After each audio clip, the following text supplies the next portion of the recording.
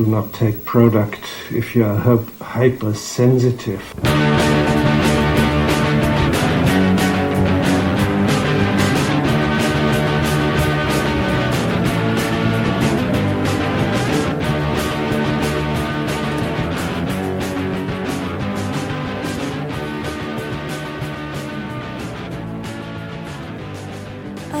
Hey Internet, and welcome back to the Intoxicated podcast.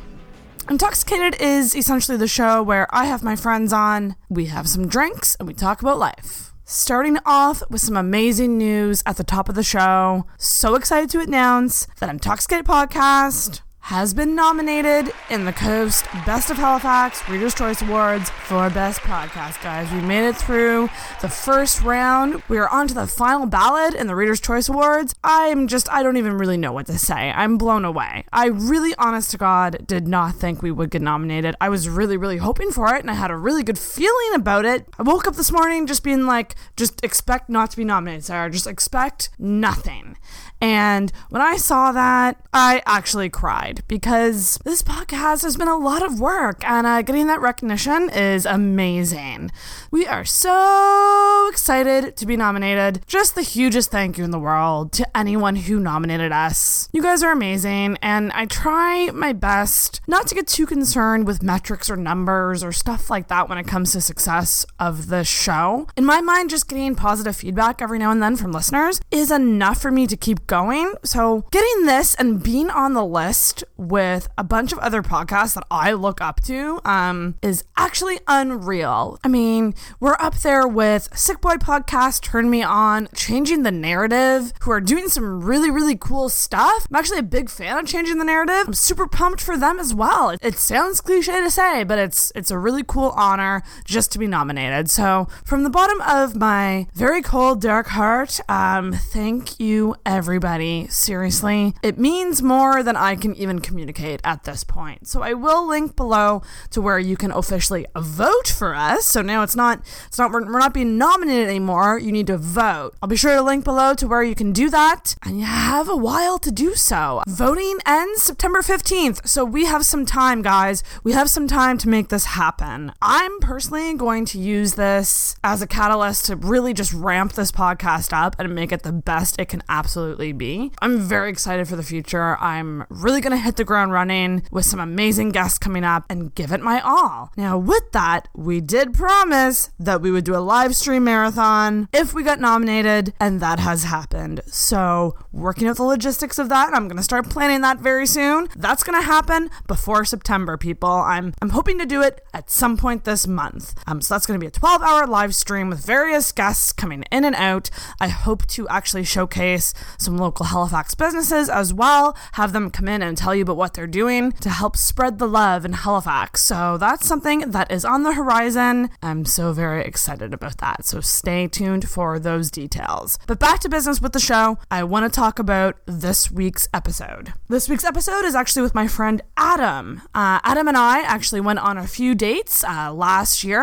and there was a bit of a ghosting situation that happened. So that happened, and we went months without talking, but all is well now. We are friends. Adam's a great guy. I never really had any doubts about that. I just assumed the typical, he's not into me and he's moved on. You know, that's just instantly where I went in my mind. But Adam is actually a fan of Intoxicated. And one day, while talking, I did throw it out there to him to see if he wanted to come on the show. And he agreed to come on. See? Some girls just wouldn't care about the guy who ghosted them. Me, on the other hand, I asked them to come on my podcast. So in this episode, we do talk a bit about what happened there, and he talks about his perspective of the situation and what was going on with him at that time. He was actually very recently separated when we went on a few dates last year. So we do actually touch on the subject of divorce and what that is like, and then we play catch up as to where he is now, which happens to involve being in an open relationship. So there is a turn at one point where we do go into some different subject matter matter.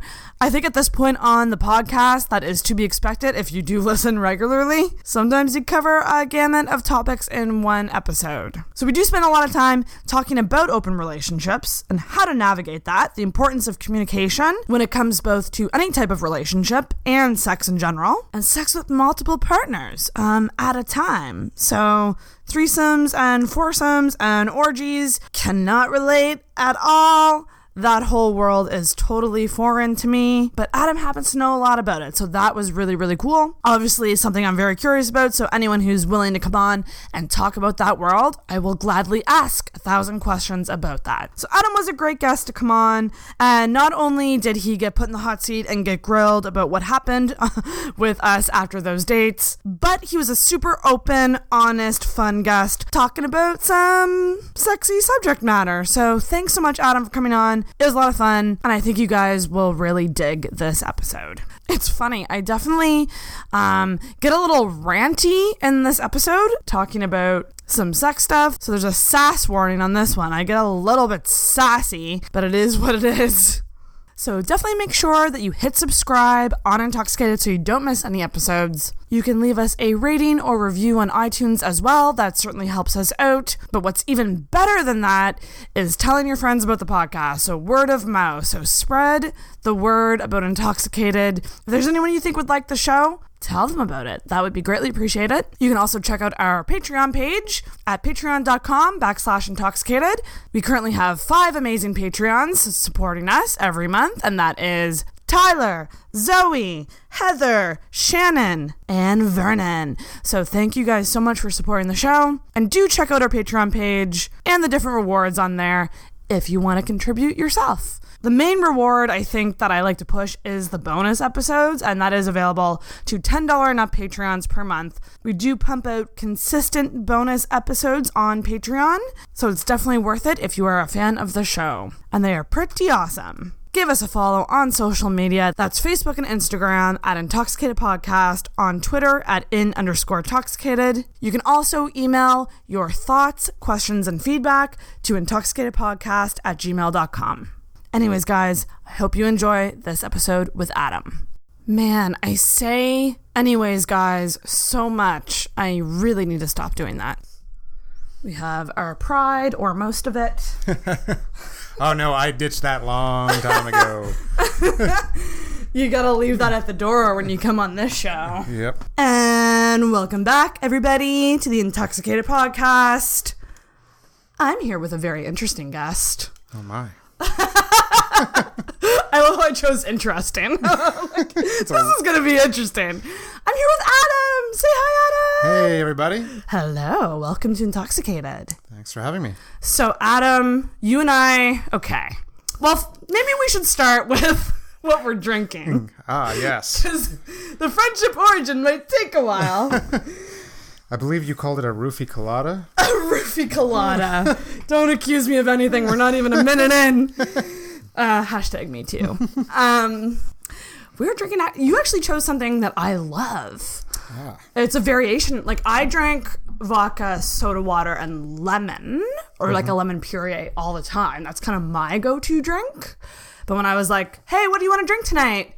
I was really expecting you were going to say like some sort of beer.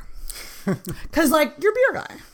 I enjoy the beers. You enjoy the beers. Yeah. But you did not pick beer. You said vodka or gin, and I went with vodka because I have 2 whole bottles here already. And, like, a lemon lime soda lemonade situation. Mm-hmm. So how did you get into drinking that? It's kind of girly, I won't lie. Really? I don't know. I just I find it's a good summer drink, especially like this last week or so here. And it's been hot as balls. As a ball sack. I just find it's refreshing, and vodka doesn't have a shitload of carbs, so it's healthy. It's a healthy drink. It is, and that's why good for you. That's why I started the vodka puree trend, because I started feeling like less and less hungover when I would drink it. Yeah, like I don't drink to excess very often, but like even when I do, like on this stuff, like I almost never get a hangover. Yeah, it's fantastic. So, bring it in for a cheers. A cheers. Salut. And It is actually, I actually got lemonade. So it's vodka and lemonade. Very when tasty. life gives you lemons, You have sex with a lemon? you make lemonade. You could do that too, I guess. Perfect. So we're going to get into the friendship origin story. Yes. So we met on... Grindr. Damn it! You were supposed to say Tinder. No, Yes. So this is actually really interesting. So we started talking on Tinder. We matched on Tinder. Mm-hmm. And like, it was a good, I thought, good conversation via Tinder. Very refreshing to like talk to a dude who wasn't a total douche. And like, I think we started talking about TV. Yeah. Like it was good chat. And then we went out. Mm-hmm. Good first date, by the way. Yes, it was fun. Very good first date. You mentioned the podcast to me right away, and that freaked me the fuck out. I was just like, oh shit! Well, if this is out here, no turning back, I guess. I had to do my research, Yeah, you did your research. So we went for drinks at Kahan House, right? Yep. Yeah. And I think like you were like, so on your podcast, you talk about not getting laid. That's right. I forgot about that. I could not turn away. I could be like, oh, no, I get it all the time. Like, it was good, though. I owned it, though. I think is the thing. Hey, there's nothing wrong with that. We all go through a little dry spell here or there. Was that weird for you, like, going on a date with somebody, like, that you knew, like, had this thing where, like, my life is just... blah. No, not at all. Like I'm used to people, like a lot. I'm used to being with people that are very open about who they are, and so I really appreciated that, and right. It just made me feel a little bit more comfortable already. Yeah. Because it's just like, okay, I can cut through a lot of the. Like when you're just starting dating somebody, like you're trying to get a feel for who they are, and like you're doing your research basically to find out compatibility. Well, having you be out there a bit more, it just let me see like, okay, this person is somebody that I feel like I could have a rapport with and have some fun with, and so it was good. Like I think we had some good talks on that first date. Oh yeah. Like it was. Like, I walked away from it going, that went really, like a job interview. I think I nailed that. Oh, my God. We had a good, firm handshake afterwards. It was great. But, like, that said, like, I haven't had a lot of bad dates. Like, I feel like I'm just a good conversationalist. Mm-hmm. Well, the worst dates are the ones that you can't, like, you struggle to talk. Yeah. And, and it's another reason why I hate dating, because, man, it's tough. Sometimes, like either somebody monopolizes the conversation, or you struggle just to get anything out of them. Like they give you like one word answers, and I'm like, the worst. Who are you? Just come on. Or they work with me. Or they go the other way and they just talk with themselves and they never ask you about you. Yeah, it's a two-way street. Yeah. And then how many dates did we go? Like 4? So 3 or 4, I think. Okay. Should we tell the story about me falling down your stairs? Oh shit! Yeah, I forgot about that. You had a graceful slip. I did. It was not graceful at all. It wasn't so bad. I've seen worse. You didn't exactly like hurl yourself down. To be fair, you were not the first person, nor the last to have had a little slip down those stairs. Maybe you should put a fucking sign up. I really should. This is a wet floor sign or something. I'm thankful that you didn't sue. That was so embarrassing. Like I just gotta say, it's still to me. I'm just like, I'm never seeing him again. Oh, no. I had completely forgotten about it. Really? Oh yeah. It's just like we're human. Like we stumble. Shit happens. Yeah. Well, one thing because we hung out a couple times. Yeah. And one thing I remember is like that we just could not make out. Like none of us made a move. Do you remember this? I remember being... I'd like to hear this from your perspective. Because in my mind... So, like, my thing about that, and I've been vocal about this on the show before, I just hate making the first kiss. I'm aggressive with everything else. Like, every other aspect of my life, I will dominate it. Mm-hmm. Well, I mean, you know. Not every aspect. But, like, I just need... the first kiss, and then I'm good. Like, it's the best reassurance I get when a guy leans in. Mm-hmm. And I felt like that. I think we consciously were like, we should just kiss now. And, like, that's how it happened. Yes. But, oh my gosh. And I just remember just being like, this seems good. And it seems, but like, what? Like, what's happening here? Like, we seem to be having fun, but like, why isn't the kiss happening? And I did the girl thing where I was just like, well, I guess if he doesn't kiss me after 4 dates, then blah, blah. BuzzFeed. No, it's something that I've struggled with more so later in my life. Not to put Let's get deep right away. Not to put a damper on things, but like most of my friends are women, and pretty much every woman I know has been either assaulted or has had something forced upon them that they weren't either consenting to or quite ready for yet. And it's I get this sense of almost panic, like right, like you don't want to do something and have them go yeah, like I want things to be, you know, super consensual and to make sure that like we're both feeling it. I mean, you know, right. And that I get in my head a little bit too much sometimes, and so like until I'm like almost absolutely sure in my brain, like she's going to, like, yeah, she's cool with this and she wants this, then go for it. And I think like both of us were sort of on that edge of unknown there, that neither one of us were ready to take that plunge. And because I was, you know, I was ready and willing to kiss you the moment I met you. Like, really? Come on, of course, look at you, you're fucking gorgeous, you know. And it's, but it's just funny to me that like that's what was going on in your head, and in my mind I'm like, I just want to be shoved against a wall right now, like consensually, of course. See, like it's another reason why I tend to gravitate towards like more aggressive or women, because it's sort of, it takes that burden off me. It takes the pressure off. Yeah. You know that, yeah, they can lead the way. But like once you're cross that barrier and things are cool, then like, okay, like now I know, like I can be right. Like you said, you know, I'm down for whatever, and I can be more, you know, assertive, right. And go for things. But like it's just crossing that initial barrier, you know. It's such a moment though, like it really truly is. Like I often say that I love first kisses in that sense, because it's just like, it's a sigh of relief, you know what I mean? Like, ice is broken, we're good, let's do this, like now we could breathe a sigh of relief kind of thing.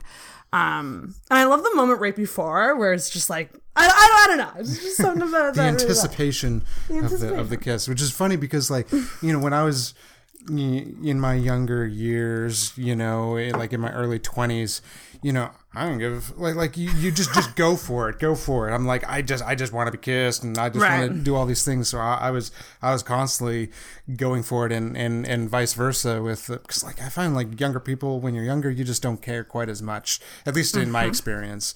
But like over the years, I guess I've become much more reserved in that initiation. Right. Yeah, I get that. Yeah. Yeah, just dudes, just give me the first kiss. That's all. And it's not even the first. It's just the lean in. Yeah. It doesn't even have to be. I think that's actually a good tip for guys who might be struggling with what you're saying. Mm-hmm. Is obviously don't go woof and like just, you know, kiss them, but like do a little lean in and like sense the body language. Is the body language there or not? If it isn't, then you can just easily go back. You know what I mean? Like, you can recover from that pretty easily. You might be embarrassed, but you can recover from it. Yeah. Good to know. Sarah's dating tips. Oh, God. Don't ever listen to me. You're like, I think, the second Tinder date I went on. Oh, really? And I haven't been on one since, to be honest. Oh, wow. See, I got stood up. I ruined you for Tinder. I'm sorry. You kind of did. I got stood up once by a guy. I got stood up once after you. For a guy that I met in person. It wasn't a Tinder thing though. He stood me up. But yeah, no Tinder dates since then. So, but the stairs thing. So like the kiss happened. Yes. Things progressed. And then you ran down the stairs trying to get her to my house. Things progressed, and you're very adult and established in your life, so you actually have an upstairs. Yes. So we went upstairs. Yes. Some stuff happened. Things happened. I don't recall, but you don't remember? Why do you guys? Every fucking time, I'm like, do you remember when we hooked up? They're like, no, not really. I'm like, what am I doing just wrong? With you. Okay, good. Okay. God damn.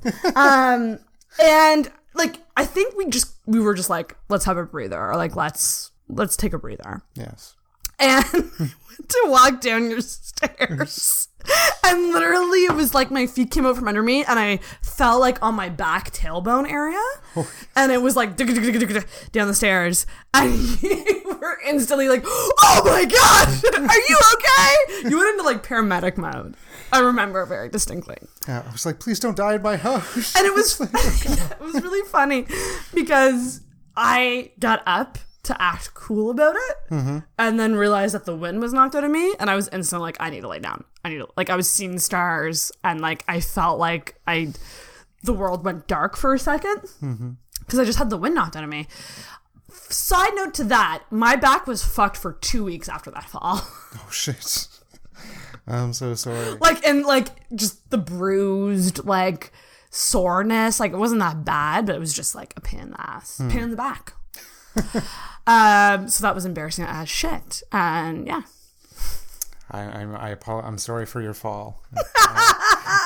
I hope it hasn't encumbered you too much since. It's like I go to a dude's house with stairs and I look up them and I'm just like nope, we're staying down. Not happening. PTSD flashbacks. But interestingly enough, and like you told me to take the lead on this story, so I'll take the lead on the story. Please. So like I was into you. Yes. Okay? Like straight up. And tell me if you don't want me to. No, okay. This is your podcast. I was into you. And I remember texting with you being like, let's hang out again. You were like, yeah, absolutely. And you were like pretty busy at the time. Yes. So like we were having a hard time trying to figure out. Scheduling is just, this is adult life. It's all scheduling. Yes. It's like everybody should just have a Google Calendar at this point and just share Google Calendars with each other. But I remember wanting to see you again, and I kind of put it in your court. I was like, you just let me know. And then I just never heard from you for a while. So what happened there? So I would call that a mild ghosting, not a hard ghosting. Right. So, okay. Explain yourself. Let's get this over with, and then we can get to the sex stuff. Ah, yes. Okay, good.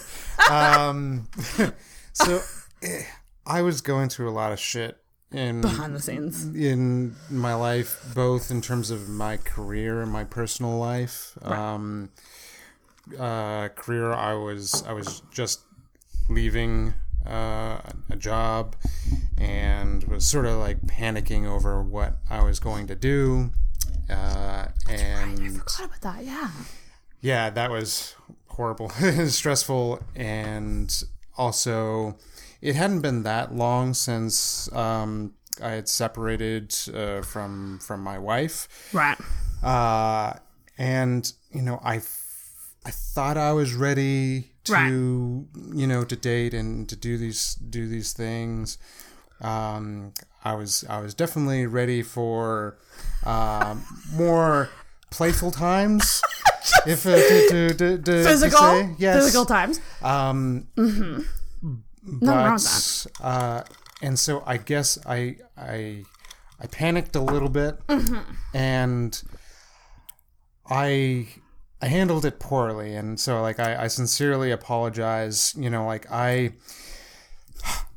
was struggling with like, what do I say? What do I do?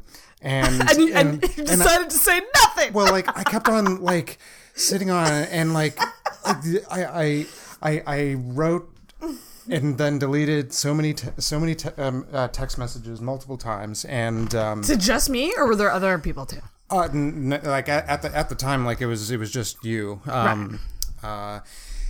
And it got to a point where it was like, it's been too long now. It would be weird if I send her something now. And like, again, like when I go back earlier, when I was like, I get in my head too much. Yeah. This is part of my own neuroses. Like I overthink things. Oh, dude, and ding dang to overthink things. But at the same time, like, here's the thing. The reason I call it a mild ghosting, I wouldn't even necessarily. It's hard. I do think it was a little bit of a ghosting situation. It absolutely was. Like, I think if you were on the end that I was on, you still, like, I still could have sent a follow-up text and been like, hey, do you still want to hang out? But I also get in my own head, and I also overthink. And in my mind, I'm just kind of a planner. I'm kind of an initiator. Like, I like to get a plan in place. Like, I like to, like, okay, when is good for you? Like, when do you want to hang out? Even just give me a week. We can follow up later. And so when, like, when I was getting kind of vagueness from you, I instantly took that as, he is not into me. Maybe we don't have chemistry. Maybe this is just, like, maybe I shouldn't push it further. Like, usually that's just a sign that it's either A, you're not into me, or B, something else is going on that I'm not aware of. Do you know what I mean? But it's easy for girls to instantly go to, he's not into me, so boom, fuck him. No, I was consumed with the shit that I was dealing with in my life, and I didn't feel like I could really handle another person. Yes, and so I sincerely apologize. You know, that's like all good. This is not typical behavior that I do or endorse. It's that was just literally one of the worst periods of my life at that point, and you know, really, it's my own fault. Like, I should have been more self-aware and not, you know, gone down a road where, you know, I wasn't prepared for. Again, but you know what? Here's the thing. I know you're a good guy. And if I didn't, I try. If I didn't know that, I wouldn't have you on.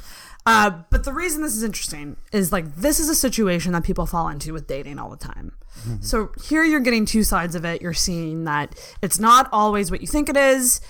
There's so much shit going on in people's individual lives, and you're not going to know that after 4 dates. Like, you're just not. And, like, the thing is with you is, I didn't, like, you told me on the second date that you were separated. Mm-hmm.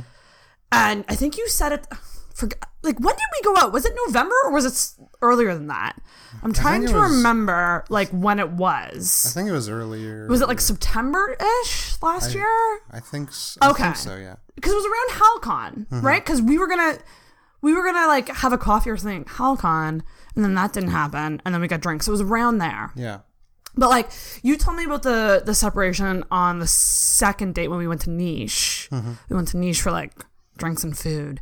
And I remember thinking to myself, I think you said you were separated for 6 months. Mm-hmm. And I remember thinking, like, that's on the cusp of being too soon. Yeah. Like, it's enough time that it's not weird. Mm-hmm.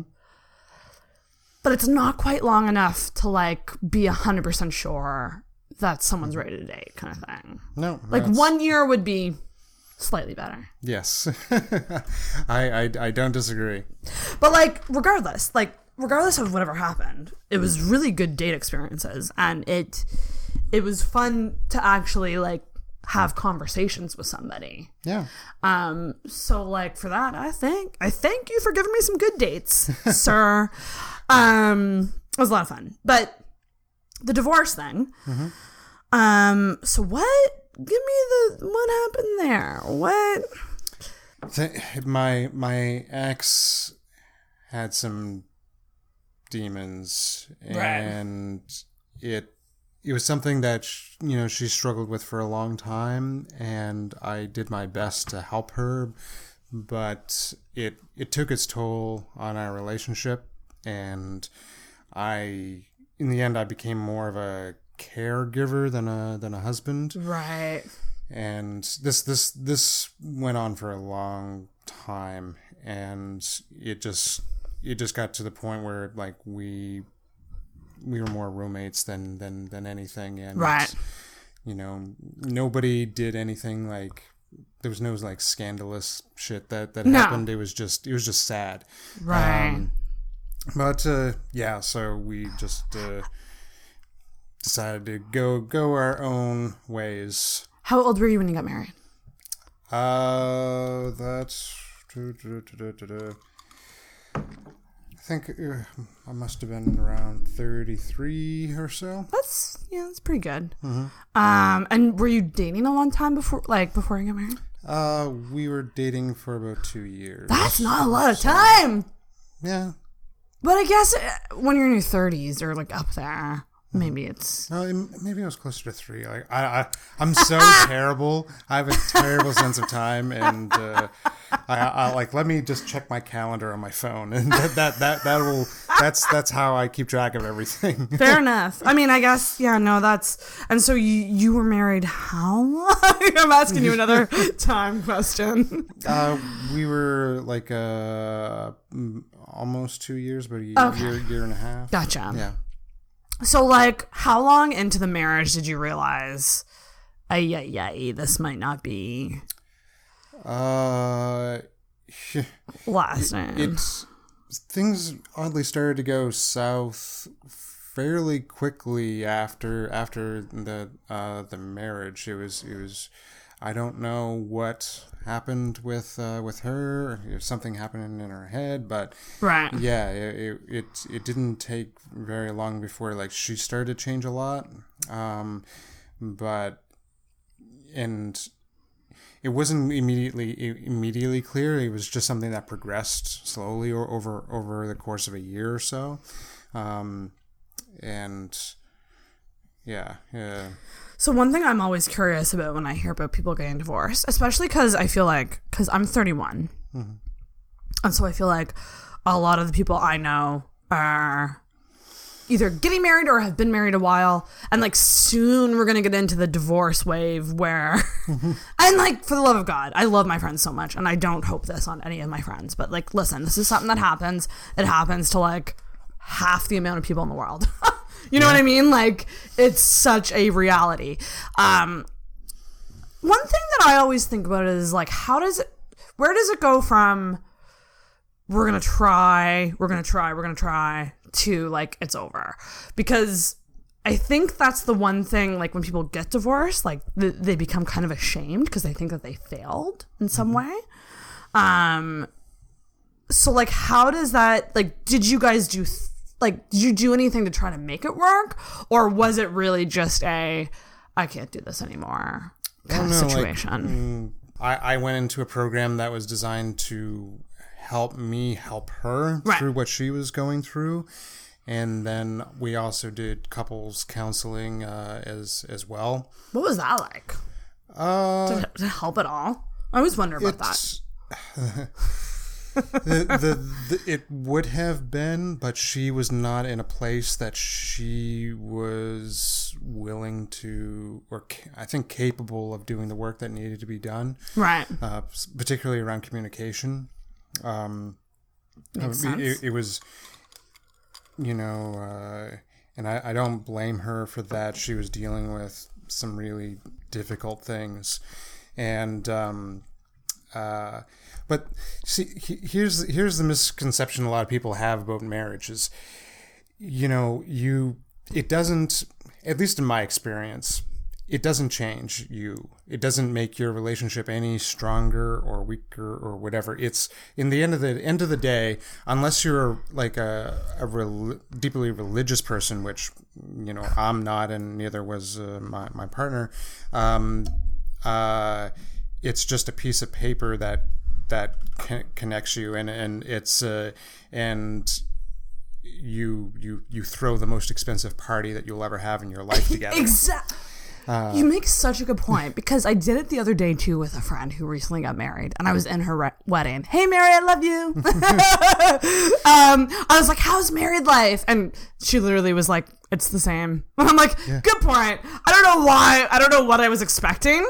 I think it's just that like idealized thing that women grow up with, where it's like, you're gonna get married and then you're gonna go on like a luxurious honeymoon and you're gonna like fuck like rabbits and then you're gonna have like, it's just like, I don't know, that's kind of engraved in us a little bit.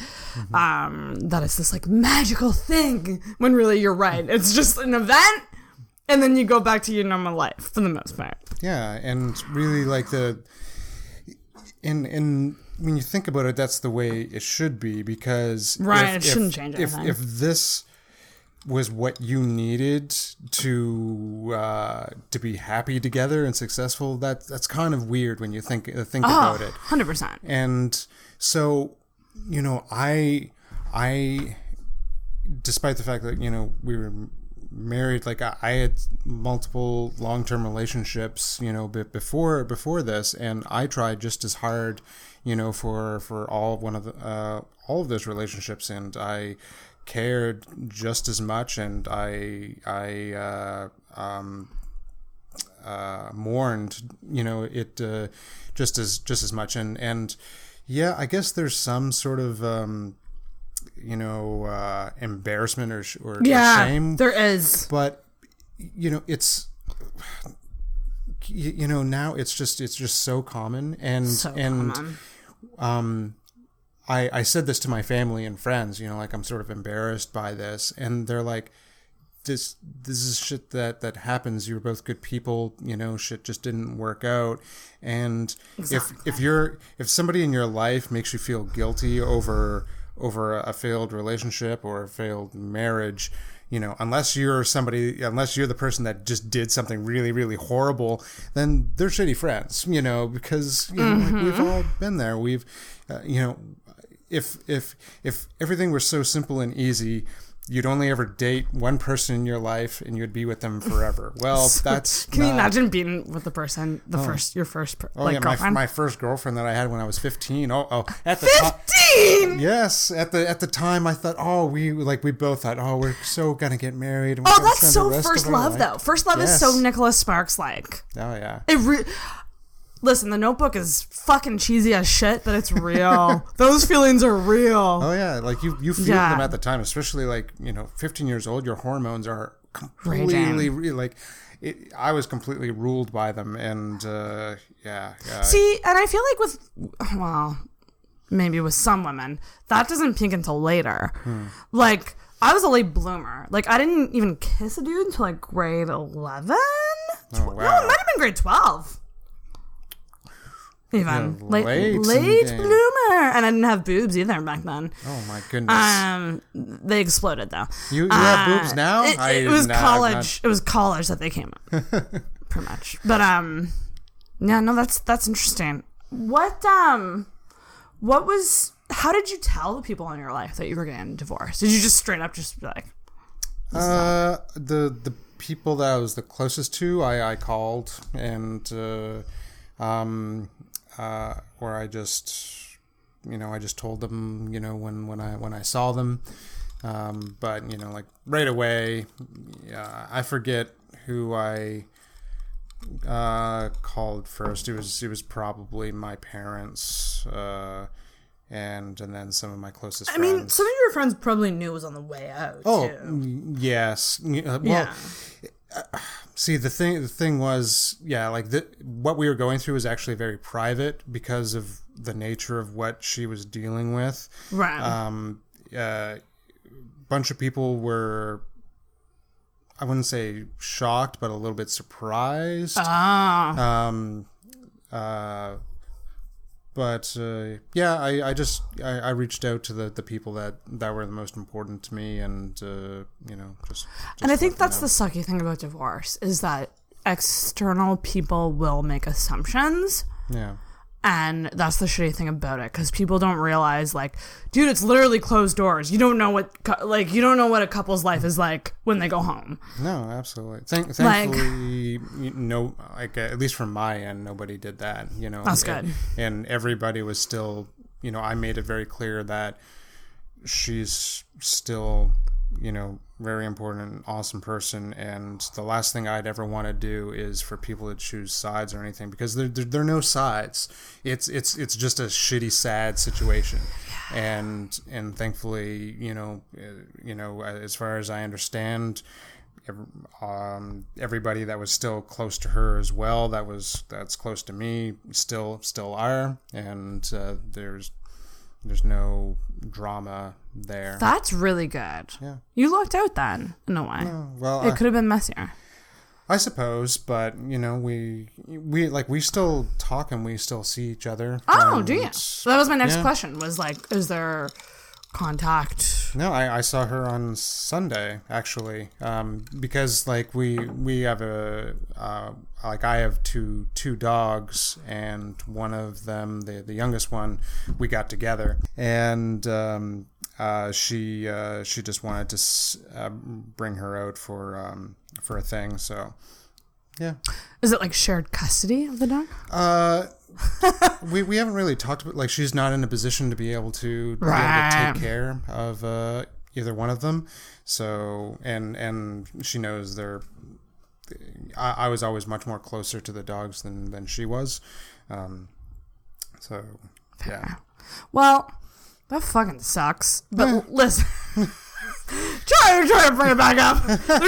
There's no easy transition. I thought we were going to talk about sex on this podcast. Well, okay, I guess the transition would be, this happened.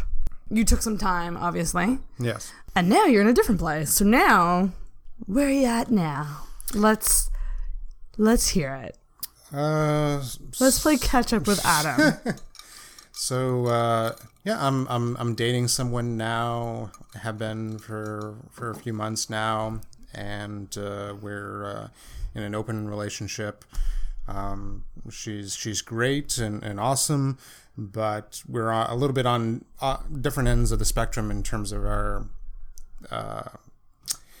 sexuality and our sex drive, and so she was just like, well, you know, why don't you go and you know, have fun elsewhere, and so yeah, that's interesting.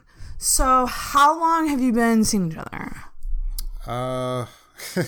Yeah, I love how I'm asking all the how longs with dates. It was probably a few months after you. Okay. That, you know, and so like winter time. Yeah, okay. And it was very, very slow. Like, we talked online for probably almost a month before we met.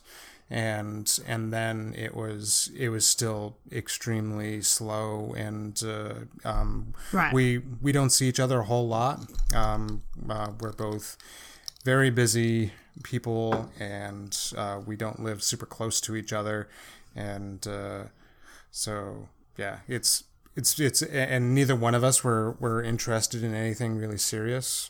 So yeah, it's we both sort of met at a good place and mutual ground. And, yeah. Okay, I'm gonna challenge you a bit.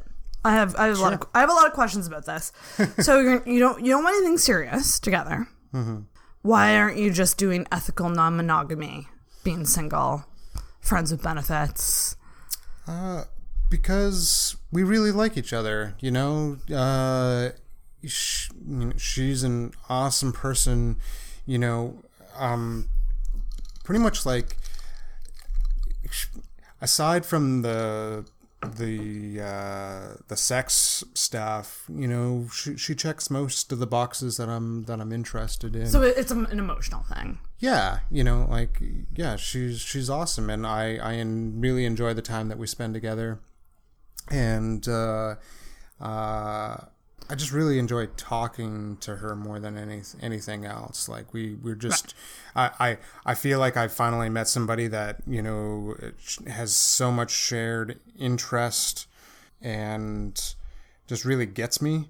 And also I just like that we're both so cool. Like, you know, like there's no pressure. There's no jealousy. There's just, hey, you are you free to hang out sometime this weekend?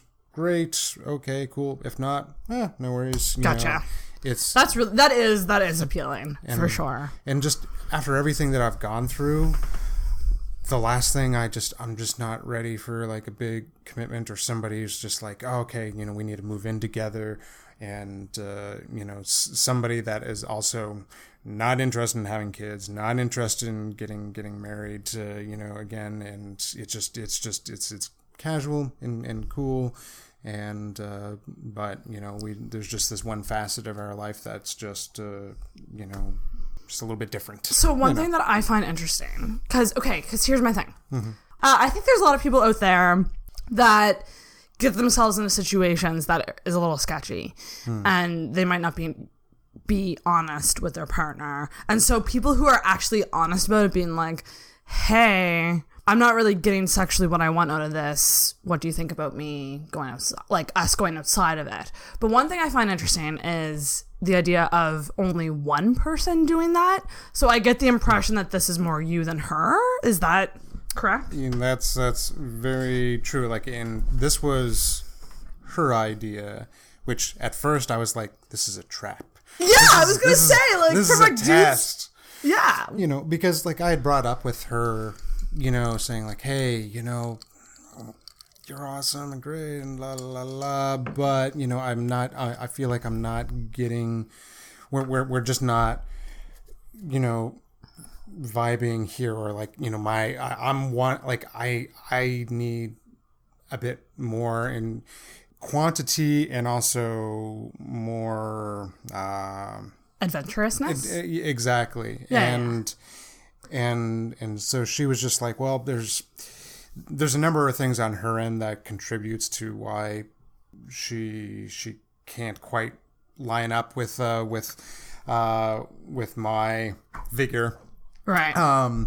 But so she was just like, well, like, you know, if you know, want to go and you know, have some you know, fun elsewhere, you know, I'm totally cool with that, as long as you're, you know, respectful and safe and right. Is it a don't ask, don't tell situation?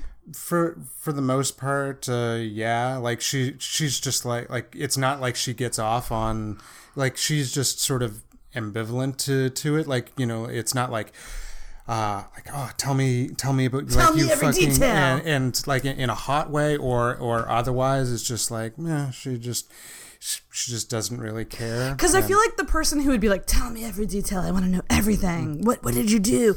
I feel like those are the people that probably more so want to do open stuff together, or maybe in threesomes, or maybe like you go off and fuck this person for a bit and then maybe we can bring her in, like that kind of thing. But in this situation, I feel like, just based on what you're saying, it's more, I recognize that you need this, so you go out and do it, and I'll be okay with it. Yeah, and she's just like, I already have more than enough I can handle, so I'm not going to be indulging in anything. Is it sex drive? It's a combination of sex drive and she has a condition that can make more frequent sex and more aggressive sex challenging. And yeah.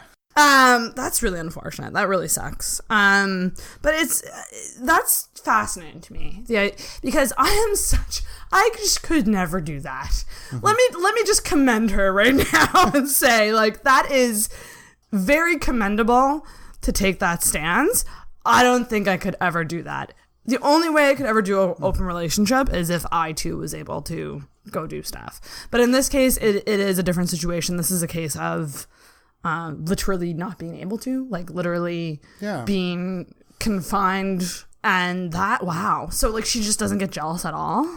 No, like that. See, that's what blows my fucking mind, because I'm the most jealous. Because I think like it's another reason why we get along so well is because we're both very progressive thinking, and we can separate sex from from romance. It's a physical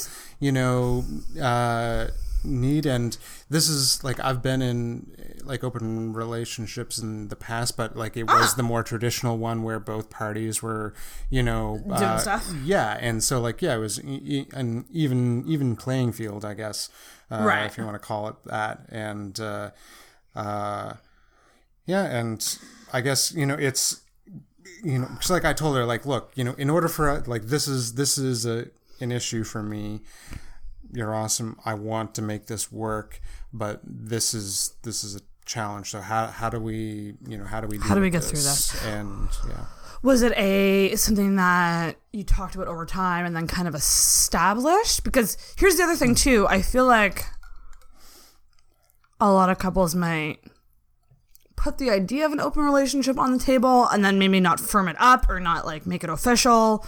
Like, what's the process there? Because it's not like a job where you sign a contract, or maybe it could be. Let me make things easier. But what's the process? Like, is it just one conversation? You just kind of decide, or like, was it over time, and then you just kind of put it into action gradually?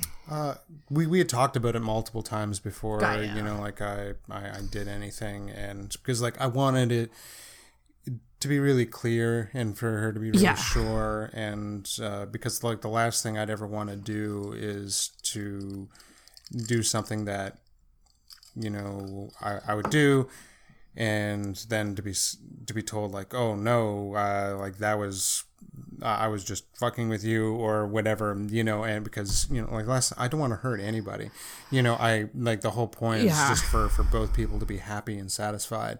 And no, like so, it's something that we talked about quite a bit, over a long period of time before, Good stuff. I did anything. Talking about it, you just gotta fucking talk about it. Because here's the thing: sex is important, and not to everybody, but if sex drives and situations don't match up, you gotta talk about that shit. If you care about the person enough to make it work, you need to talk about it. Yeah, like every facet of your relationship, you need to be talking about what you individually need in the relationship, and if you're not getting that from your partner, then okay, how do we address that? Right. And communication just. So key. It's been the crux of like every failed relationship that I've ever been in, and you can go back to a point and you think like, okay, this is where things fell apart. It's because we just didn't talk about it, or we didn't communicate effectively about that thing. And she's like the first a partner that I've had that I can sit down and have really serious, challenging conversations with, where like we're sitting down very calmly, just like as you and I are just sitting here, like neither one of us have ever raised our voices to each other, have ever gotten emotional or anything like that. Adam, go home, you out of here. No, it's just calm. That's amazing. And no, that's really good. Cool, and it just makes it so much easier. I want to go back to the point you made about the idea of separating. I think you said it was like separating sex from like emotional. Mm-hmm. And it's interesting because you're like, we're progressive and that's how we think. Mm-hmm. And in my mind, I'm like, this is every dude I've been with. like I'm going to be real. We are 48 minutes in, so I can be real. I'm always on the other end. I'm always the girl guys want to fuck and not connect with. Mm-hmm. And in my mind, I'm like, is there a connection? Can sex be emotional? Can you have both? Because it doesn't feel like you can. Because I'm the girl you want to nail like a fucking freak and not take to the park for a picnic. So what's going on here? It's just interesting to me because I feel like that's becoming the norm. Sex is becoming very almost. And like I do think it can be separated. I do think it can be seen as like a physical activity, like a fun physical activity between friends or like hookup buddies or even boyfriend girlfriend, but it gets really weird when it really feels too separated. And this is where we get into situations where guys might do things during sex that are it's just like completely unacceptable. And you're watching it happen and you're going, hey, I'm not a fleshlight. Hey, hi, I'm a person. Look me in the eyes, maybe? Like, just once? Like, I know you're not my boyfriend, but just, just to acknowledge that, hey, we're both humans here. You're not fucking a sex doll. Do you know what I mean? Like, I hear what you're saying. It's interesting to me. That's just interesting. So I didn't exactly mean it like that. I meant it like to be fair, like the people that I do have physical sexual relations. I have sex with. I care about them very much. And yeah. They each one of them I consider to be like a good friend. I'm not the type of person that can just fuck just random people. You're definitely not. What I meant was like, I guess more or less like I can love my partner, and but I can also have a physical relationship with someone else, and that not good feelings. Yeah, and what's that like? I think it's like, honestly, and I hate bringing it back to like science, but I really do think it's a guy thing. Because the thing is like physiologically, what goes on in a woman after sex is totally different than what goes on with a guy. Like, it is. I don't know, man. Like the women that I play with, they make me feel like I'm an emotional, clingy person sometimes. Really? Like, okay. Yeah. Let's get into that. Yeah. Like, some of them are like, man, you're awesome, and yeah. So I don't know. Like, what do you? Okay, so you said women I play with. Right. Are you like playing basketball, softball, running track, D&D, Magic? I'm just naming games at this point. Yes. Hopscotch. Well, so there's one person that I have one-on-one stuff with that's and that is more of a dom sub relationship, which is fun for me because I'm generally a bit more submissive. Oh, but she really wants a dom, and and yeah, she's very very loves playing the submissive role. And so it's been fun to sort of explore that a bit more, like have her push me to to be dominant and do these things, and so that's been a lot of fun. Do you consider yourself a switch then, like someone who can do both? Yes. Well, I guess more so now, yeah. Because this has been one of the first times that I've really played that dominating role. Is that weird for you? It is, like, at first, because I'm so weary about doing anything that could make somebody feel uncomfortable, right? But like, she really pushes me, it's funny, like, she's submissive, but she pushes me to be more of a dom. So she's kind of being a submissive. She's like a sub leader in a way, like a team leader. Like she's what's the word? Delegating? Yeah, like, well, she'll make it clear, like, what she wants. She wants it harder, or then she make it clear, and we communicate a lot. We talk about before we do anything, and then we sort of do like a debrief afterwards. You do a debrief? Well, that's so cool. Well, because we know what we're like. it's sort of like this contract that we have. It's just like, okay, you know, like we're basically buddies that get together every once in a while and fuck each other's brains out for a couple hours. And and amen to that. And the whole goal is just to get off, like just to make it as pleasurable as possible. Right. And I take that very seriously. You do. And so like I want to make sure that one, I'm improving every time, and also keeping things fresh and interesting. More people should do that. More people should have a sex debrief, because here's the thing: in the moment, you might not always give, like, you need to go 3/4 clockwise this way. Like, you know what I mean? Like, it's you might not always be as precise in the moment. But, like, it's the conversations that happen afterwards that's, like, going to make the sex better in the end. You know what I mean? Like, you're only going to get better at it, because it's never going to be good right away.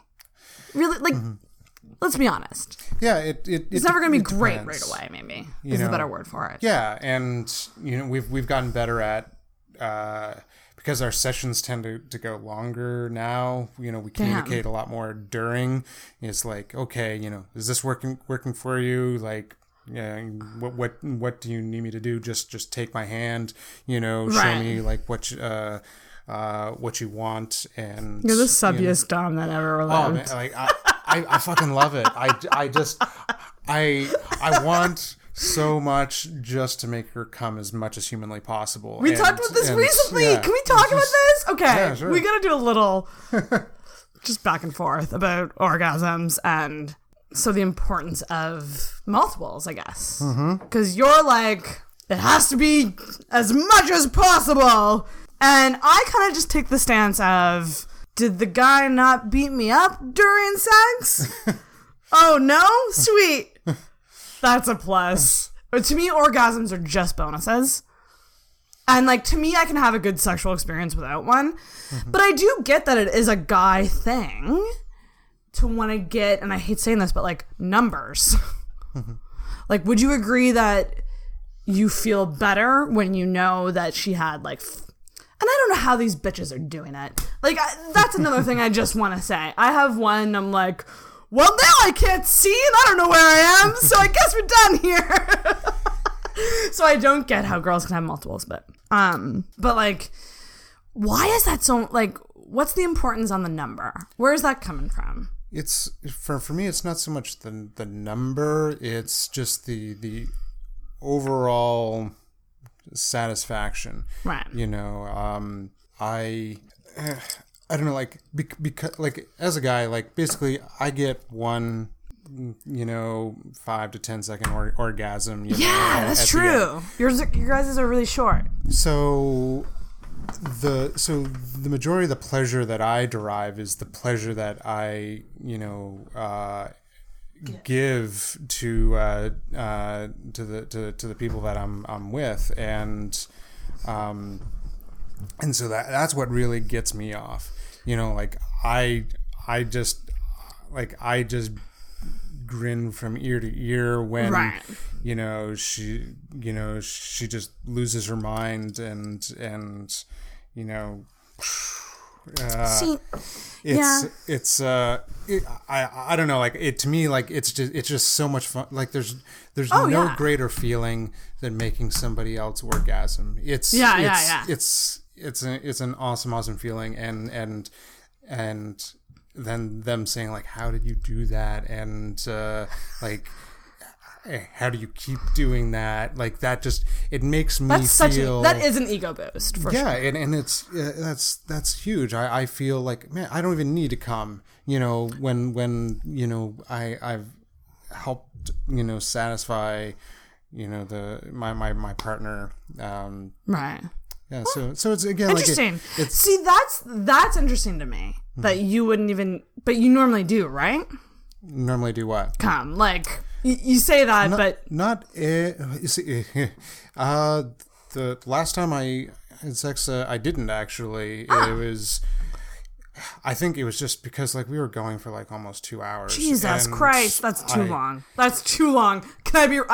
Love the sexy times. That is too long. To be fair, she is an unusual trooper. Like she is. That's a vagina of steel. Oh my God, yeah. Like, but she's like she was texting me out at like the next day and just like I can't walk, and I'm like that's the best. But like she you got me walking side to side.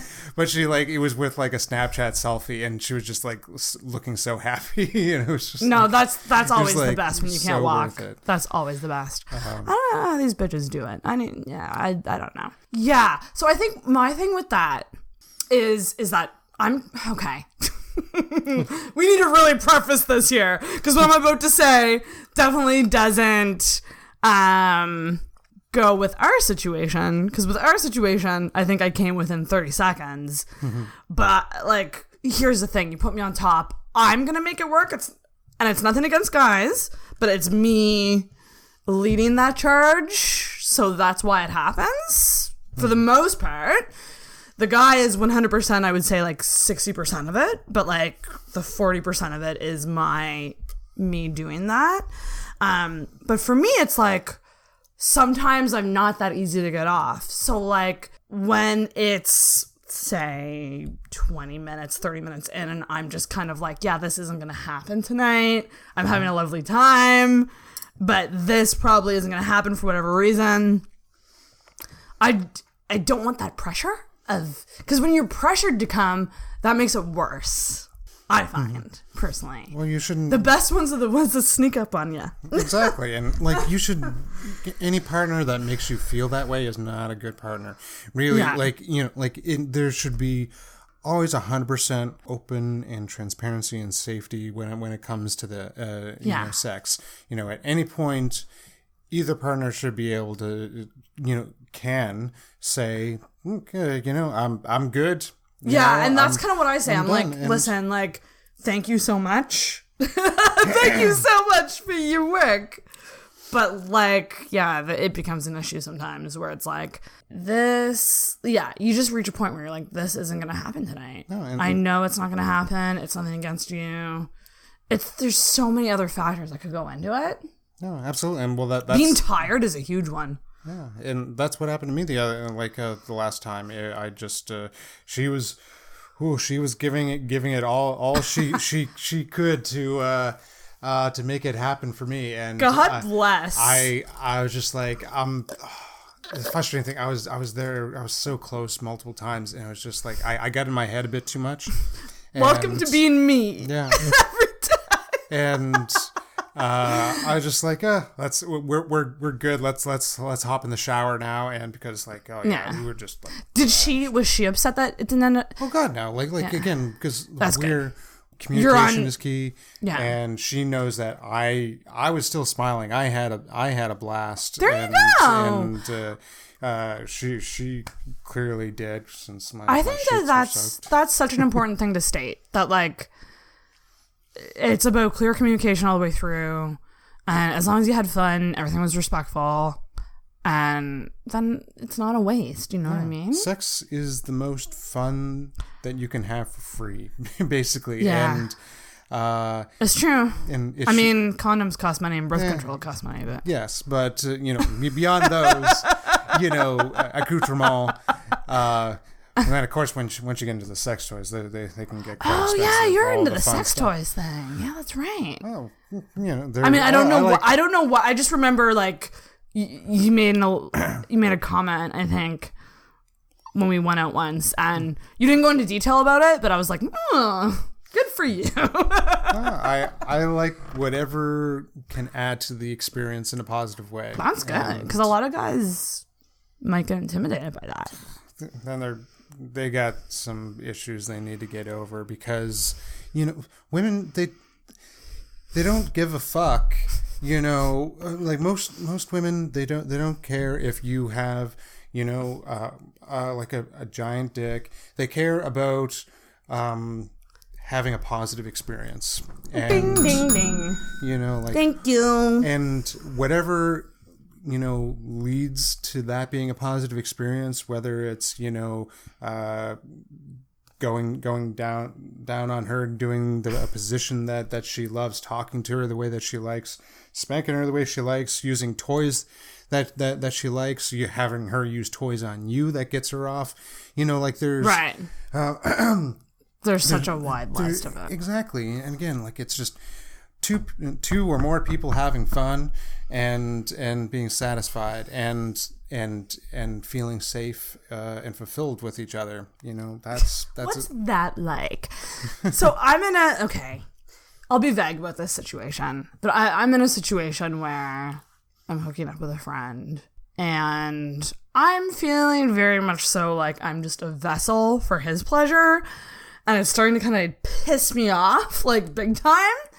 Because I'm just like, I give chances. I'm a chance giver. I will give second chances, third chances, fourth, fifth, 10th, 12th. But it really, really sucks when you're getting fucked and you just think to yourself, like, you're not even, like, my pleasure is not even a factor in what's happening right now. You know what I mean? Like, so he's a selfish fuck. Selfish is the right word. Mm-hmm. And, like, will I keep trying? Probably. Because that's just who I am.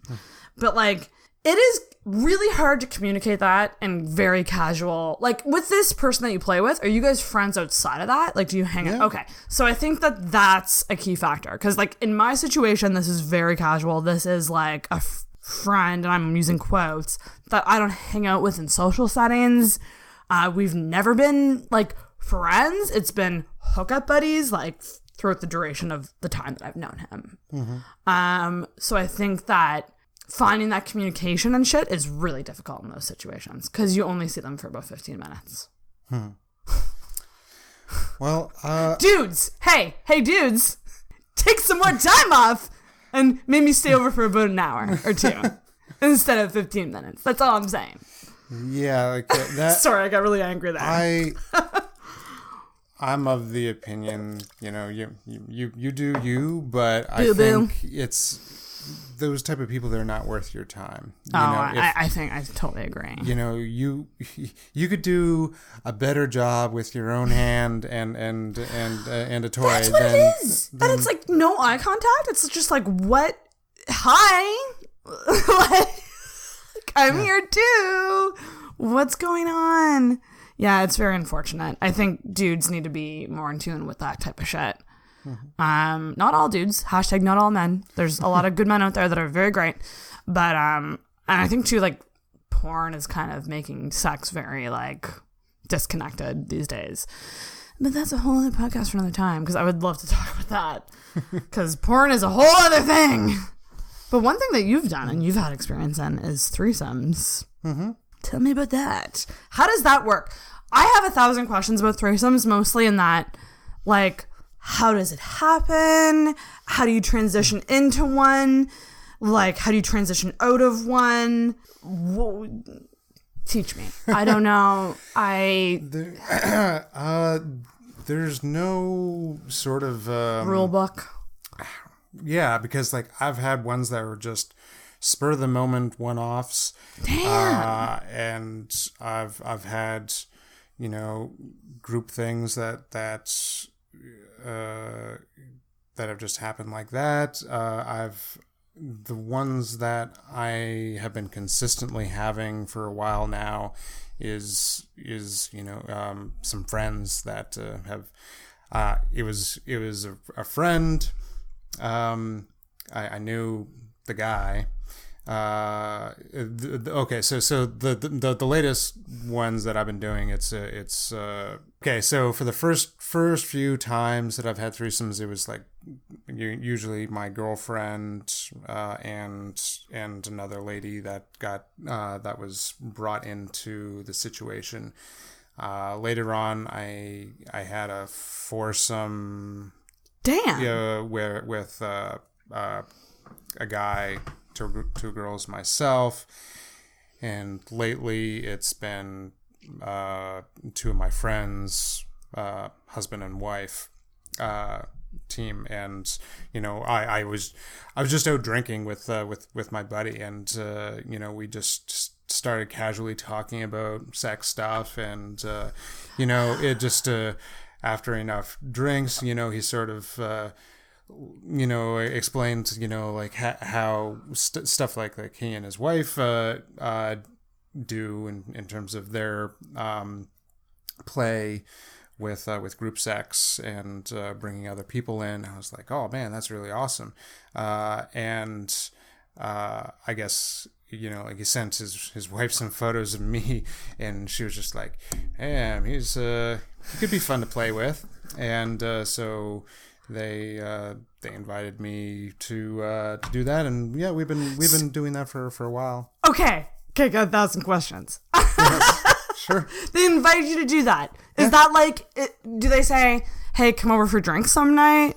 Or hey, come over for a barbecue? Or is it literally like you walk in the door and it's down to business right away? It was clear like the first time, like what was like the intent was for us to have some fun together. Right. But like we were friends, and we hung out at like the three of us, hung out, a bunch of times before that ever happened. And, we had talked about, like there was so much texting, like group chats and sharing like photos and flirting and like leading up to this. There was a lead up. Okay. Oh, yeah. Okay. Like Good. This was just not something that just like, all of a sudden, now we're just like, I picture it like the together. sexy party on Family Guy where it's just like,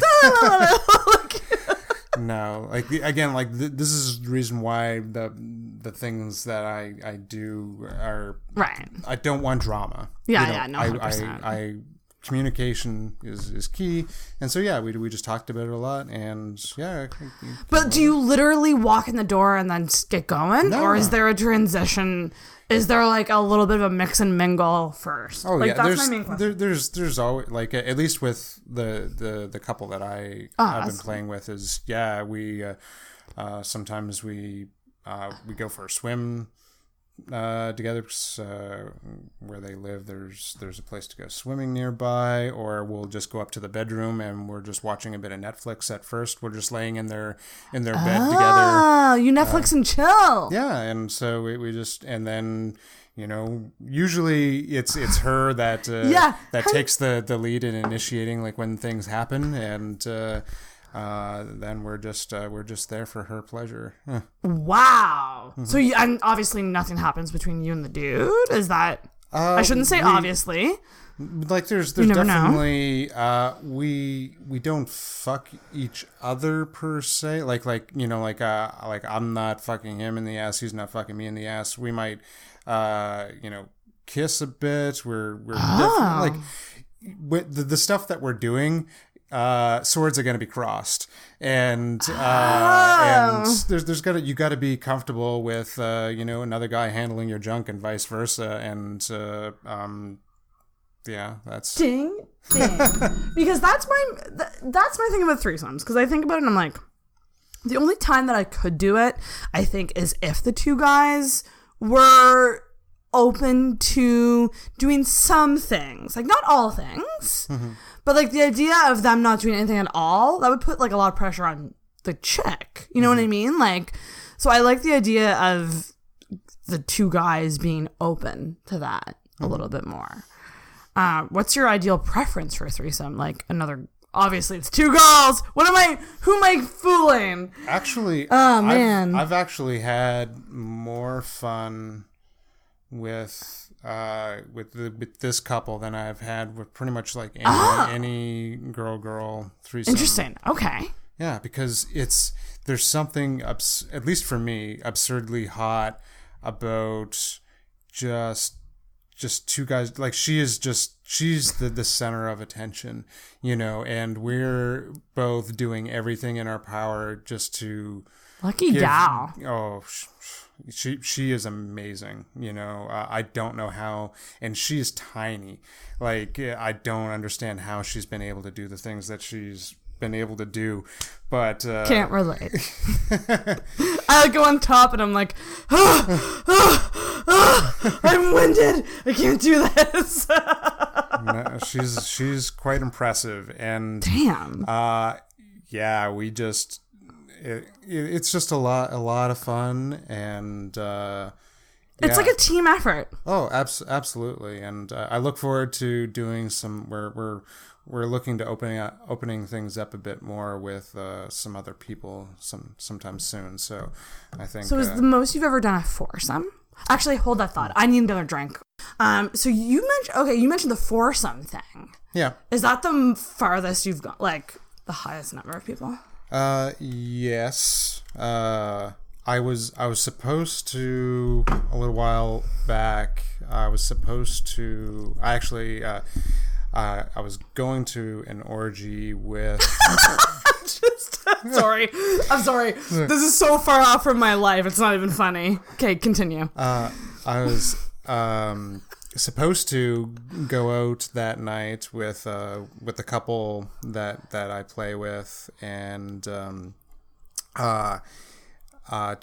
an orgy, but earlier that day I hooked up with somebody that I had been pining after for a while, and I was like, I have the stamina to go again tonight, but I felt like it would be a little unclassy just to have sex with her for the first time and then leave and then just go to an orgy, especially because she was not the type of person to be really cool with that type of lifestyle. That would make it very hard. Yeah. Yes. If it were like somebody, like the more open-minded. Yeah, then I would have been fine. And there just hasn't been an opportunity to do that since. I'm hoping before the end of the summer there'll be one that we can all go to. It's tough because the people that I do this with, like they're,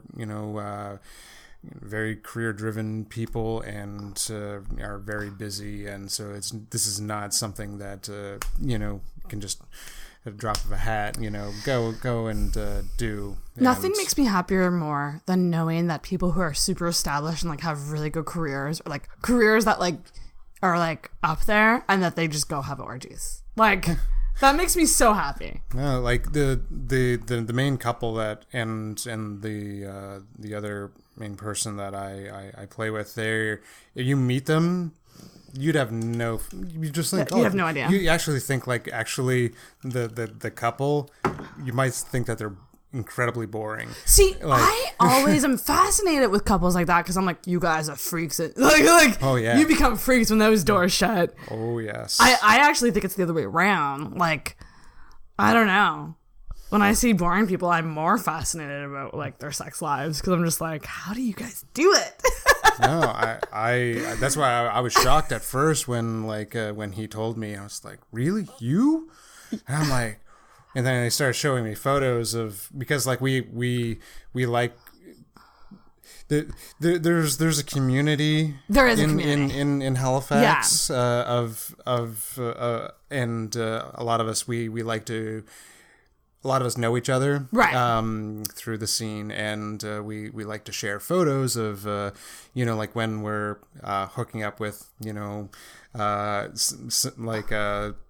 like we consensual, like it's like, hey, like we're all having fun, let's share this with our mutual friends, and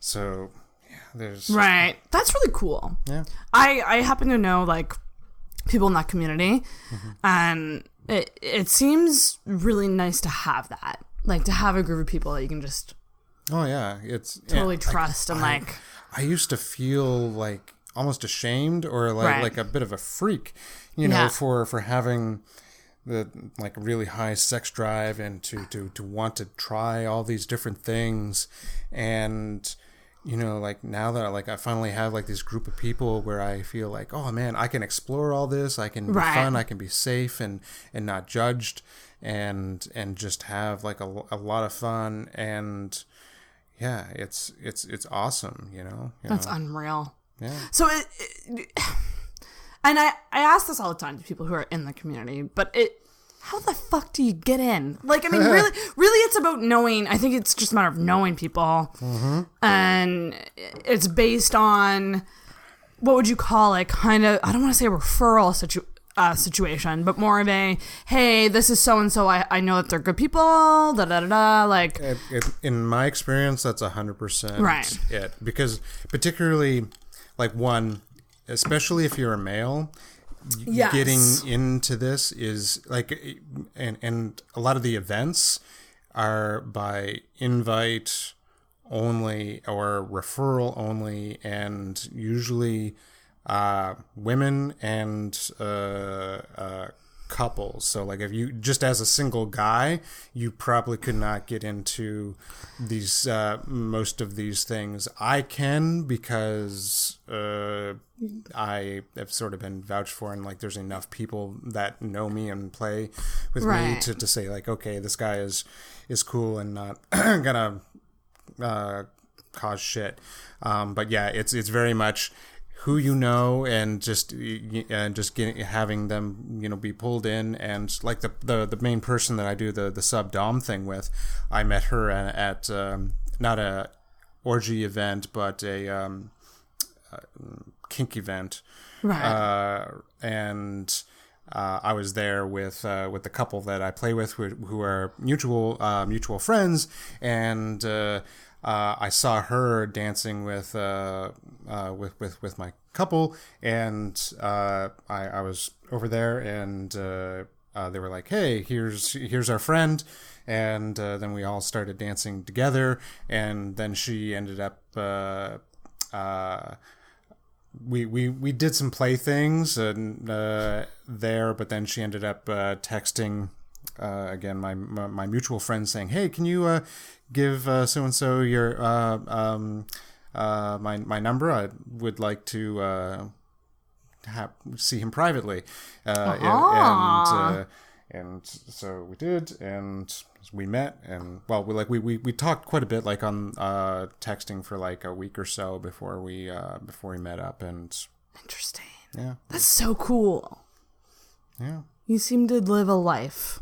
Yes, yeah. Live a life. I don't know. I feel my life is pretty boring. Actually. Oh, come on, Mr. Like, orgies and threesomes and like the fucking all the time. It's a small facet of my life, you know. Not like I work a like 9-to-5 office job, and I you know, I got my dogs. The vast majority of the time I'm just living a boring, normal in quotes life, and you know, from time to time I have more adventurous sex than what we consider to be the norm. Exactly. Do you use props and shit too, or no? Props? Like when I say props, like whips. Like you can use whips, paddles, sex swings, restraints. Are you into that, or do you prefer more of the like? I'm into everything. I will try. Ding, ding. I will try anything 3 times. Anything 3 times. Yeah. So not once, not twice, but 3. Yeah. You never know if you like something or not unless you've tried it at least 3 times. But you know, right. for me, like I care less about like there's not a lot of stuff happening to me. It's more accessories that will help my partner or partners get off. And so right, like in the like when I'm being a dom, you know, my sub may want to be restrained and, you know, spanked or paddled, and so like there are things to accompany that, or when you really want to push things, have them like restrained, and then use like Hitachi or some sort of other vibrator. Dear fucking God. That thing. Yeah, I really want to try it. It's not for the faint of heart. Like, okay, I don't want to try There's a reason why you. Well, no, like it makes me wish I were a woman, because like the amount of pleasure that I've seen that wonderful device extrude. But the thing that I love about it is like what, you know, you use it as an accessory. So like you Yeah. One thing is, is fun to use that with is like if you're fucking your partner like reverse cowgirl, that position, by the way. You don't like it? Fuck that position. I'm digging myself and not with the bell. I'm not a fan of reverse cowgirl. I think it is the most bullshit position. I don't know if it's my vagina or what it is. It doesn't feel good. And okay, maybe if you're an ass guy, I get it. Boobs though, the boobs are in your face. Why is that a good? I guess you can grab them like that. But that's about it. But the boobs, man. Boobs are great too. Trust me. Like I'm a boob man, so like I very much appreciate that. Yeah. Oh, absolutely. But see, like there are certain things that you can do in that position because it frees up your hands, and so. My hands or your hands? Both. So like if you. So if you're reverse cowgirling me, like if you want, you can self-stimulate, or I can also, reach around the front. You can do that with cowgirl. And you can, but like with reverse cowgirl, you can use toys a bit more easily. So like you can use like a Hitachi or a vibrator because you're a bit more open there, and the clit is a bit more exposed, so like you can reach and hit that, and I've had some very Jesus Christ good success with that, and I've never felt more basic in my entire life than I do right now listening to you talk about it. I'm like no, you just need to be open to explore some things and have a partner that you trust. I think that's the key takeaway from all of this. Yeah. Is like the importance of communication and trust. Because trust is huge, and people don't realize how huge trust is in any sexual situation. Doesn't matter, like, it could be casual. Doesn't matter. You gotta have the trust. No. It has to be there. Particularly like the female orgasm tends to require a more level level of trust and comfort, particularly if if you want to get into like squirting orgasms, like those are like that requires an extra level of you have to be very, very comfortable generally with your partner to be able to achieve that and relaxed. Yes, because I think. Because this is like, I kind of feel like, damn, this is a vodka-infused metaphor that I'm about to use. Feel like squirting to me is like boyfriends. Stay with me. Stay with me. I want one so bad that I know it's never going to happen. In other words, like, I'm so fascinated with squirting, and like, I think it is the coolest fucking thing, and I want to do it so bad, but I just know that when I'm in that situation, I'm going to be so focused on doing it that it's not going to happen. Yeah. Like, you need to actually mentally, like, let go. You know what I mean? Because you literally have to pee. No, yeah, because that's literally.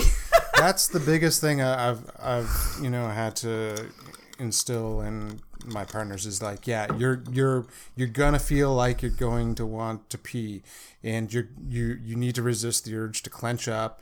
You just need to let the waves sort of crash over you and just roll with it. And it's a tough mental block to super tough to get over, because that's that's even if you're really comfortable with your partner, the thought of like accidentally pissing all over them, right? It can be, especially when they're like, if they're going down on you to at the time, that can really fuck things up. And as soon as that happens in your head, that block just shuts the whole thing I can't down. even pee in the ocean. Let alone all over a dude's dick. Water sports are fun, man. But you're so right. It's such a mental thing. Man, wow, we covered it. This was a gradient of an episode. Like, we started dark. We started kind of dark. We started light-ish, and then it got darker, and then it got really colorful. Yeah. Which it's a gradient of an episode. What other fucking questions do I have for you? Jesus Christ. Have you ever done the BDSM.org quiz? I don't believe I have. So I'm curious to see what your results would be. So BDSM.org is you answer a bunch of questions, and it gives you your spectrum. So it'll give you the percentage of what you are. So it's very interesting. Do you want to press pause and do it? Yeah, sure. Let's do it. Okay, so we are back. And Adam, you just took the BDSM.org quiz. Yes. I'm gonna read your top 5 results. So you are 100% switch, which I thought you were. That makes sense. 84% experimentalist. Yep. I like to try new things. And 76% non-monogamist. 65% vanilla. Which is weird that vanilla is just randomly thrown in there. I don't that's know a really weird one to have in mixed with the others. Like, I don't know. Like, I said no to question, like, things about, like, do I want my partner to act childlike? Yeah. And to dress up, like, and one's about, like being like an animal, or, like, basically be, like, outside of the bedroom. I like things to be fairly normal, but like questions like that said, like, in your relationship outside of sex, do you want to either be completely in control of the person that you're with, or vice versa? And I was like, well, no. I just want it to be normal. And in bed, I'm not really. I don't get. You don't off take it on, outside of there. Yeah, and in bed, I'm not. I don't know. Furries don't really get to me, and acting like a child definitely does not. Internet, I do not. Yeah, no. Please. I mean, that is not a kink that I have. That is a thing that people are into. Oh, yeah. Like, if you do that in a safe, consensual way with obviously a non-child, then okay, cool. But yeah, if that makes me vanilla, so be it. But I'll French vanilla. Yeah. Yeah, that's weird. Yeah, that's randomly in there. The questions are pretty intense that way. Yeah. And then 63% rope bunny, which I get. Yeah. I think everything's on par there except for the vanilla thing. Yeah. And oddly enough, you're also 63% submissive. Yeah. I again, I'm a switch. Right. I feel like most people in my experience, they're not one or the other, like 100% one or the other. I like playing both roles, and totally. And that's the fun of it. Yeah, and I like to do all these other extreme things with sex, but I still enjoy, with my main partner, just having a good old, I guess what you call vanilla sex. It's never vanilla to me. It's never boring. It's always great. But like, we don't have to break out all the chains and the whips and everything every single time. I like to have sex several times a week, and I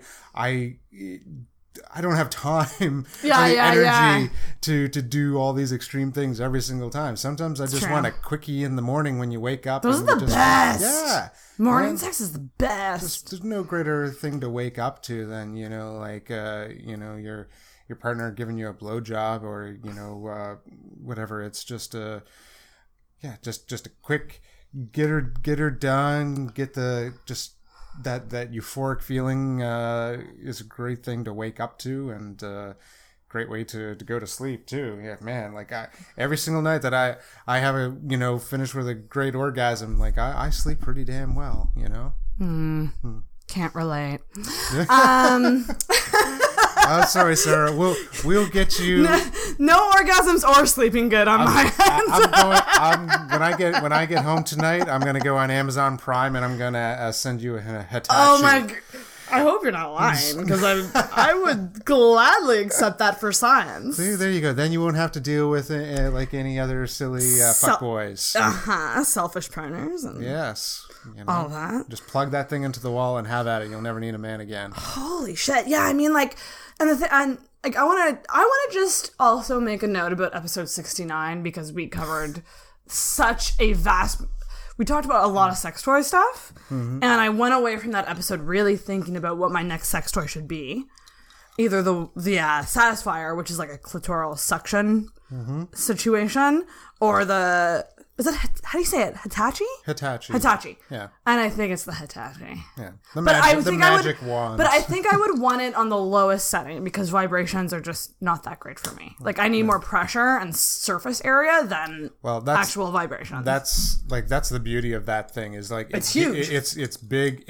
It gives you a lot of surface area to work from, and you can put a lot of pressure down there, and it's also something that you can use a lot, with a partner, and have fun. And as a back massage. Yeah. So like when I fell down your stairs, I could have used that. Exactly. See, I didn't have one anymore when you were there, so I could have broke that out and fixed all your problems. Oh my God. Well, and this has been fantastic. Thanks so much for coming on. This seems, I know that to most guests this might seem incredibly random. I would say we're definitely friends, so it shouldn't be that random. But like, hey, Tinder date, talk about sex, like, be pretty funny.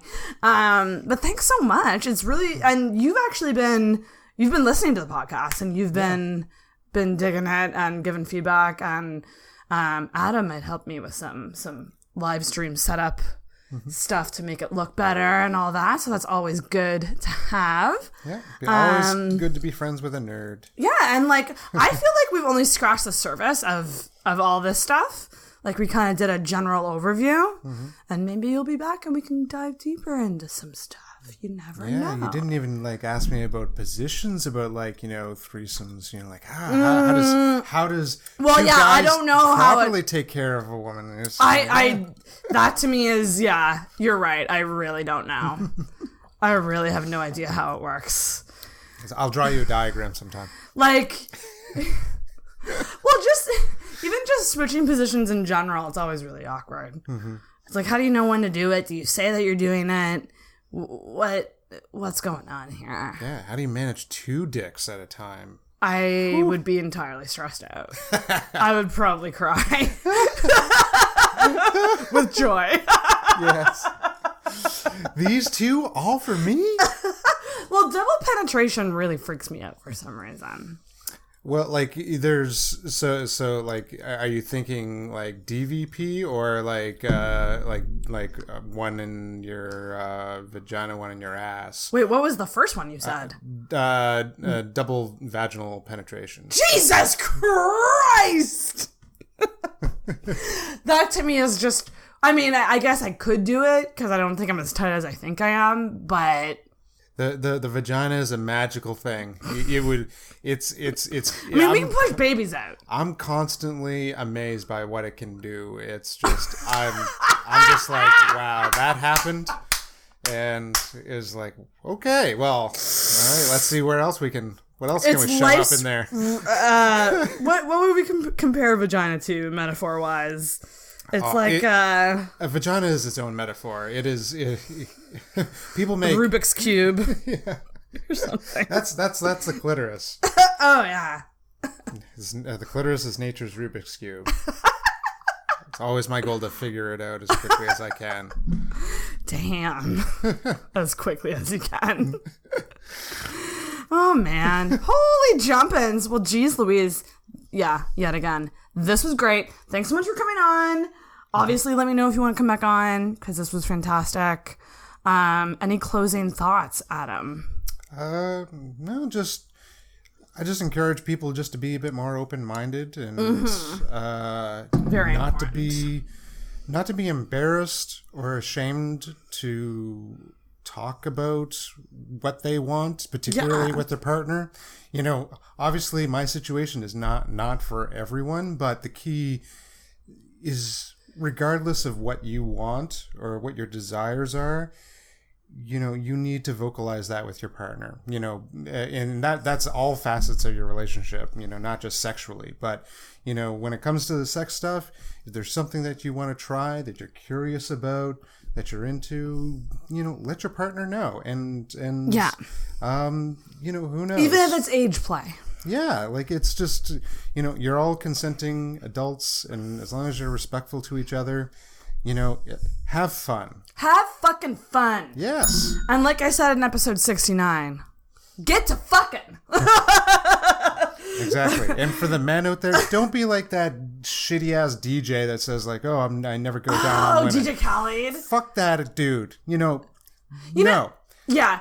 Eating and I gotta pussy- say something too about on that subject. There's a lot of guys out there that talk a big fucking game about going down on girls. Oh, I love doing it. I love it. And they don't fucking do it. It is not a standardized procedure in casual sex one-night stands. I'm digging it myself because it's fucking true. Anyone who has regular casual sex with casual partners, the amount of times that I go down, endless. Endless. The amount of times it happens for me, very few and far between. That's unfucking fortunate. That's not right. It's not right. I'm always the first to go down, and I do not come up and I wouldn't say always, but I unless my partner is like, you know, going for it first. The fact is that you do it. Oh yeah, and I think it's absurdly hot. There's fewer things hotter in this world than, you know, having a woman orgasm while you're going down on her. It just feels amazing. It's awesome, you know, and it's hard. It's not easy. Every single woman is different. But lucky bitches who can come that way. Yeah, put in the effort and just have fun with it. Put in the fucking effort. Yeah. Take the fucking time. Yeah, because trust me, you do that, you know, assuming, you know, it's a guy-girl relationship and you're the guy, assuming that she's not, you know, a terrible person, she will reciprocate in kind. And I've often wanted to not reciprocate. Reciprocate. I had a friend recently tell me something interesting because I was expressing my frustrations about the whole like my orgasm is not a guarantee or even something that is how can I explain it? It's not a priority. And he's like, okay, next time that you hook up with somebody, or like a guy who's a selfish guy, because I wouldn't do this to all guys, but someone who's particularly selfish, he's like, get yourself on top, get yourself off, and then be like, we're done here, bye. And see how he feels. Because the thing is, that happens to a lot of women. And it's rarely the other way around. It's very rare that a girl would get off and then be like, yeah, I'm done. This is it. See you later. Am I right or am I right? It would be a very dickish move, don't get me wrong. I can't, I've never had that happen on... That's not compute. That's not compute. I would never do that to someone, and no, of course I've never had it done to me, but wouldn't you agree that I think if someone did that, that would really make a point? Oh, well, if like, this is how it feels kind of point?